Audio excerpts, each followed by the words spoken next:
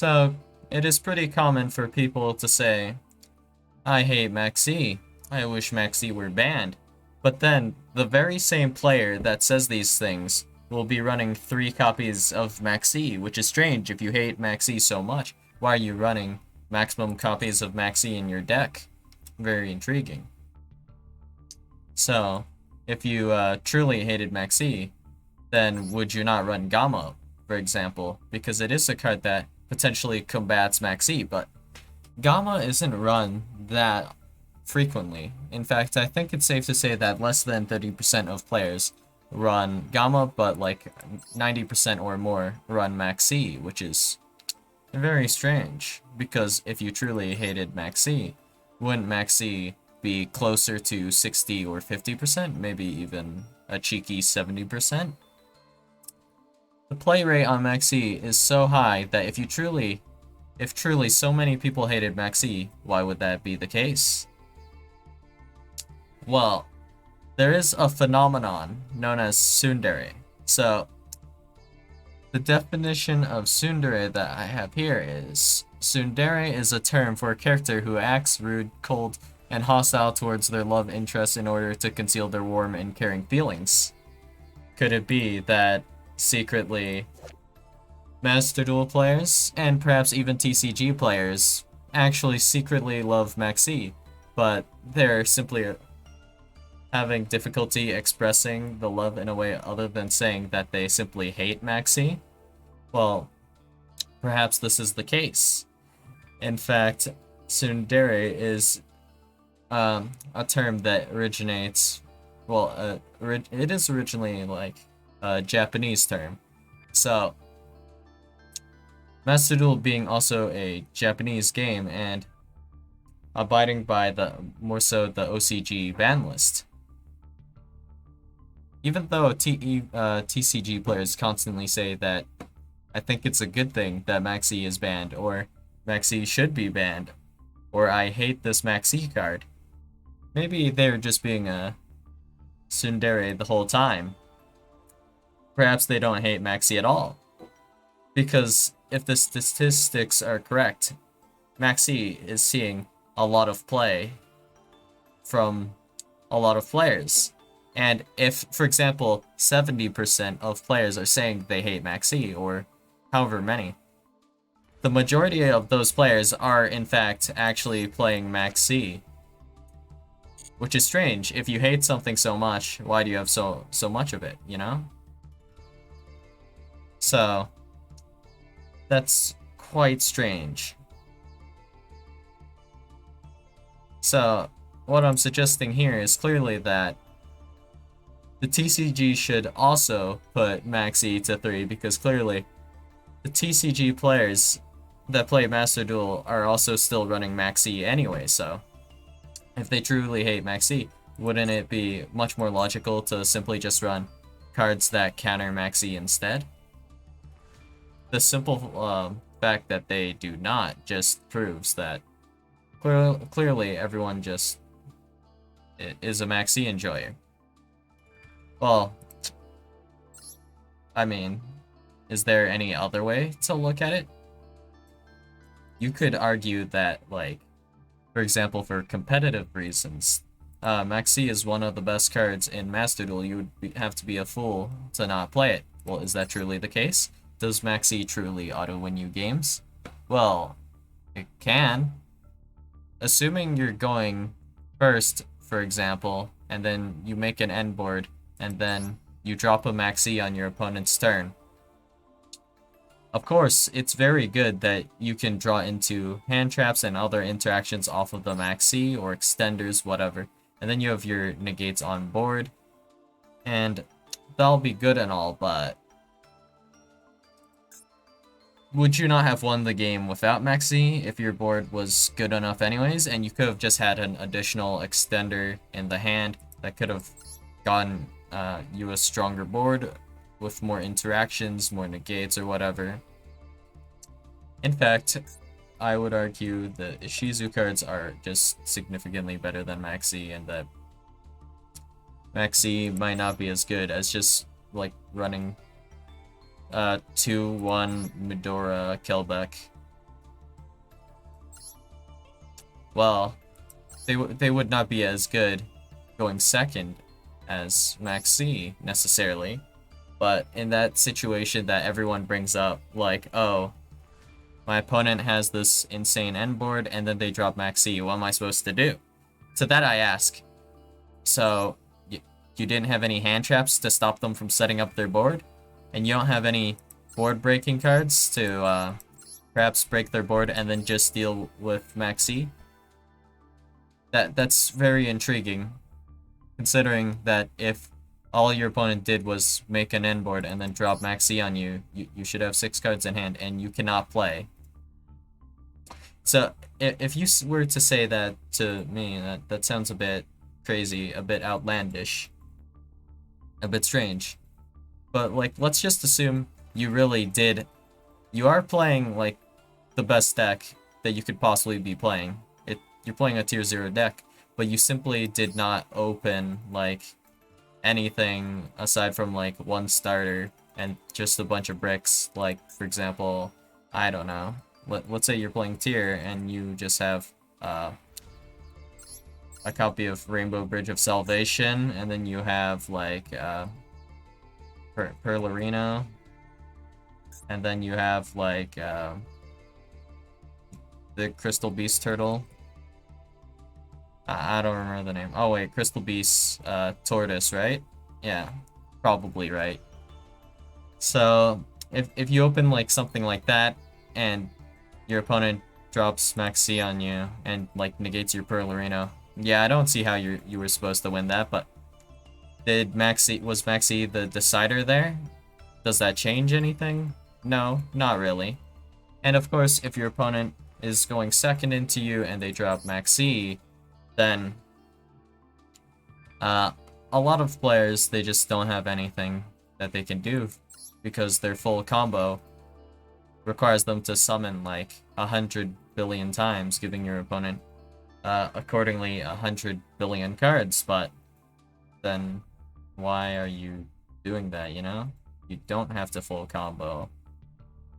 You can actually do what's called playing around Maxi, you know? Some decks can summon like 2 level 4 monsters, and then like, sure, you can do like a billion summons. Or, you know, you can just make Baguska and pass. And you're just fine off of doing that as well. Maxi honestly isn't that bad, and even if it is the case that you're playing a deck that has no alternative to like just passing on Maxi or like full comboing on or against Maxi, you still have like a lot of options. If we go with just Ash Blossom and Called By, that is 5 cards, nearly double the amount of cards that are Maxi. So that's like, you're twice as likely to have a card that can deal with Maxi than Maxi is to be in your opponent's hand. And of course, Ash Blossom and Called By are not bad cards at all.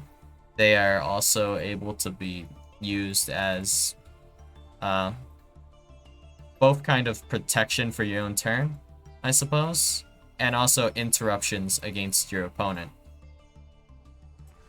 So, Maxi, is it really that big of a deal? Not really. And it also does force people to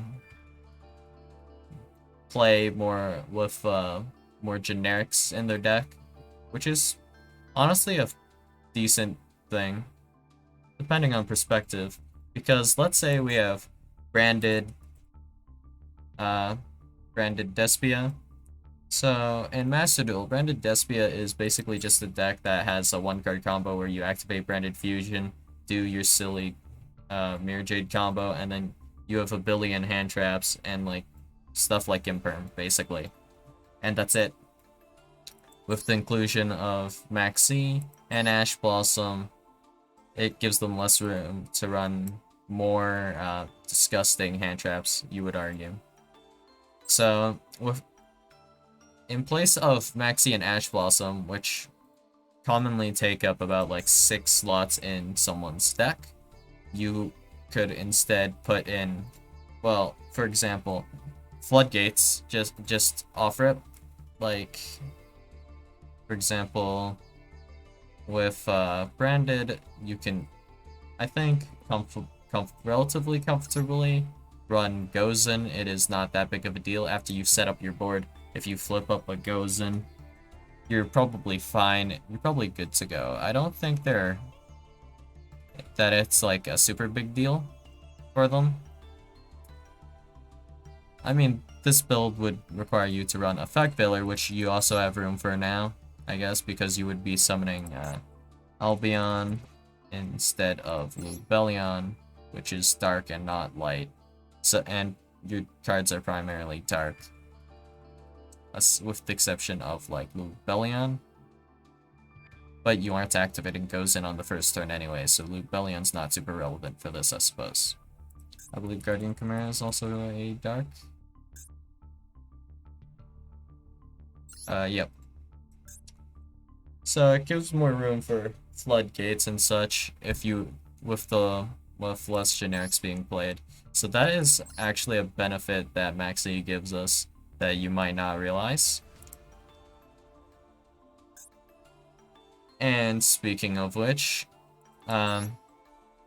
Maxx does make me feel like a lot of players are just casually playing something like Numeron and then being like, damn, I wish Maxx would be banned. Do you? I mean, I don't know. Maxx's pretty good in your deck. Like, let's see. Let's make a hand show up here. Yeah, this hand's pretty mid. If you had Maxx to start, it would be a lot more crazy. This hand doesn't do much, but oh, look. If we had Maxx, we could probably draw into a network or Planet Pathfinder. But we did not, right? So, not as good. So, look at this. These hands, incredibly mid. But, like, throw in a Maxx, and then they're a bit less mid. I don't know what else to say. So, yeah. Moral of the story here is that every player probably says they hate Maxx are probably playing it at like 2 or 3 in their deck lists. And then, of course, they're saying they hate Maxx, but do they really? Well, I mean, probably not.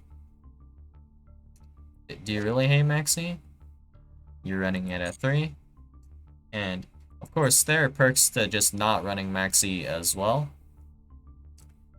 Because Maxx is not literally an auto-win card. It just requires your opponent to adapt to Maxx, or sometimes, or just... It just trades, like, one card out of your opponent's hand, and then it doesn't do that much. Speaking of which, Maxx with Gamma in hand is pretty nasty, though.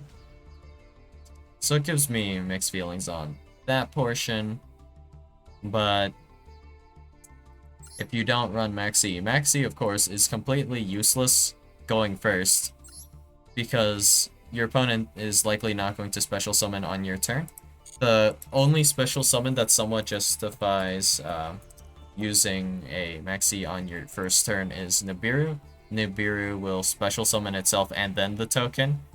So, separately and not at the same time, meaning you do get 2 draws off of that. So, if you're feeling desperate for those draws, I guess this would be the only justification for using Maxx turn 1 on your own turn.